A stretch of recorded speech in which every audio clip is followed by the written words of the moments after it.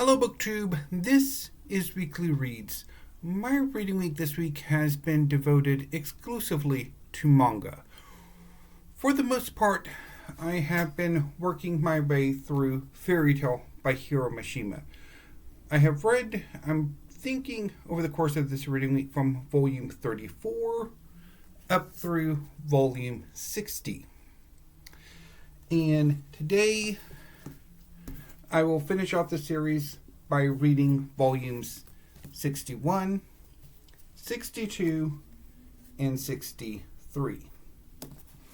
And later this evening, I will talk about the final part of my fairy tale reread. But anyway, to give a quick recap of my experiences during the course of this reread. So, to give you a quick overview of Fairy Tail by Hiro Mashima. Fairy Tail is a long-running manga series. It lasted for 545 chapters in 63 volumes and has an ongoing sequel series, which is, I think, in the 20-volume range. Fairy Tail is set in a fantasy world called Earthland, where a small portion of the population can use magic, and these individuals are called wizards. They come together in guilds, where wizards can go on various missions and form bonds of deep friendship. Some guilds take on illegal job requests or are themselves criminal organizations, and they are called dark guilds. No guild in the Kingdom of Fury is as infamous as Fairy Tail, and no Fairy Tail wizard is as infamous as Natsu Dragneel, who is this little chibi character right here. Natsu is a fire dragon slayer who travels Fury with his Exceed friend Happy, who's this little chibi cat, looking for Ignil, Natsu's adoptive father, who is a dragon. In the first chapter, Natsu and Happy meet Lucy, who is this young woman here. She's a celestial spirit wizard, and after an adventure together, Natsu invites Lucy to join Fairy Tail, where they quickly form a friendship and become a team together that also includes the strongest woman in Fairy Tail, Urza Scarlet, who is the main cover model for this volume, as well as Natsu's frenemy, Gray. And so they go on all sorts of adventures together, and much of the series is devoted to major conflicts of Fairy Tail with rival guilds or dark guilds. So my reread of Fairy Tail has been something of a mixed bag this year. I haven't enjoyed this reread as much as I did last year's. Some of the arcs haven't quite worked as well for me compared to when I read Fairy Tail last year. Although some arcs still work really well for me, and I will talk about that later this evening after I have completed Fairy Tail. So I think a lot of this stems from my uncertainty about how prominent manga will be in my reading for 2026. I was flip-flopping back and forth between whether or not I would focus more on just the monthly new releases of the series that I actively follow and debut series that I would like to try out, as well as a few other series that I want to try out or get caught up on, or if I wanted to devote a good chunk of my time with massive reread projects, which I tried to do last year with Fairy Tail and Naruto and Fullmetal Alchemist and Demon Slayer. So I wasn't entirely sure what I wanted to do. And for January, I decided to reread Fairy Tail and see how things would go, and it didn't quite work out. So I think for February and going forward, I probably won't be doing massive rereads.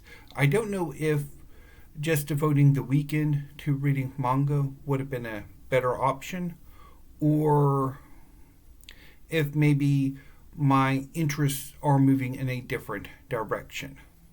We shall see as my reading over this coming reading week moves from manga to fiction, poetry, and drama. But anyway, so while I'm not going to talk too much about Fairy Tail, even though I've spent about 6 minutes talking about Fairy Tail, I did read another manga series this weekend that I do want to talk about, that I do want to devote a good chunk of this weekly reads to, and that is The Tree of Death, Yomotsuhegui by Masasumi Kakizaki. So, Yomotsuhegui is a short manga series. It only lasted for 3 volumes and is about a police officer, Nawa, whose family was murdered, seemingly on the orders of a crime boss, at the hands of a serial killer. When Nawa gets out, he proceeds to track down the guy he tried to kill earlier and failed to do so. And during this encounter, Nawa discovers that his target can't die. He is immortal. And that Nawa shares this affliction, that he himself has become immortal. And that's due to a young girl named Rin, who is this character here. Rin is a Shinigami with a talking scythe. And her job, or her obsession, is to track down people like Nawa and the serial killer and strip them of their immortality. And she does this by a special immortal, which is what Nawa is, which allows him to rip out the seed of immortality from his fellow immortals, his fellow undying. And this seed turns into a monster, which Rin then dispatches. So this first volume focuses on Nawa gaining revenge for his family and coming to accept what he's become, and joining Rin on her quest to hunt down the other immortals. So, Volume 2 continues this quest, as much of the volume is focused on a young girl who is an immortal and has been for the better part of a century, and her relationship with an elderly gentleman who has become her caretaker. And much of the conflict revolves around the doctor that made her immortal. Now, if you're wondering, where does this immortality come from? There's a magical tree that grows in the underworld, and a sapling of this tree somehow made its way to the living world. And some children, thousands of years ago, found this tree, and many of the villagers became immortal.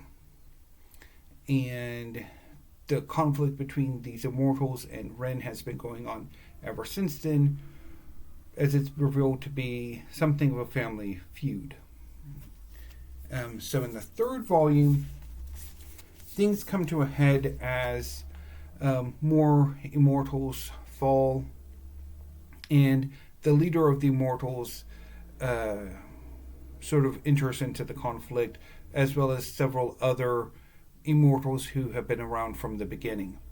And this event ends with basically all of the immortals being mortalized, and the true source of all of the problems revealed.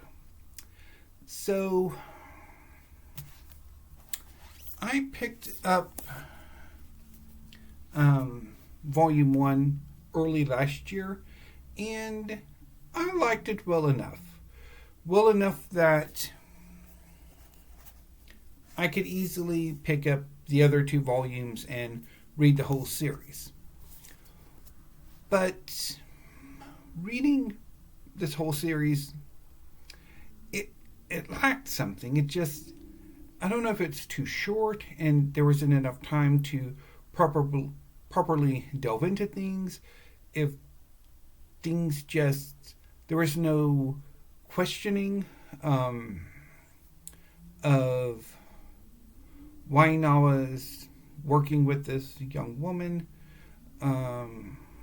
of whether or not her quest is just or not. It's revealed that there's a high price for this immortality, but also that who's responsible for all of this is sort of like,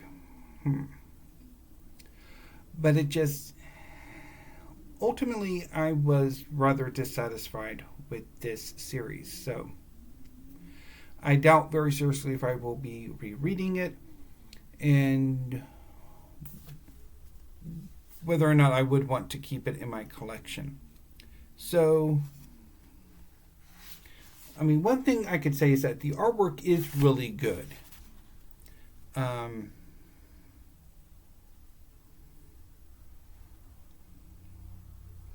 The artwork is rather good. And if you are, even though it's not explicitly stated, obviously, Nawa's monstrous form is heavily inspired by Cthulhu. So, yeah. So this was a disappointment.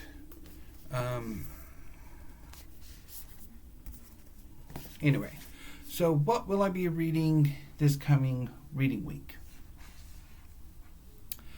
So again, I will be finishing off Fairy Tale later this afternoon. And then on Saturday, I will be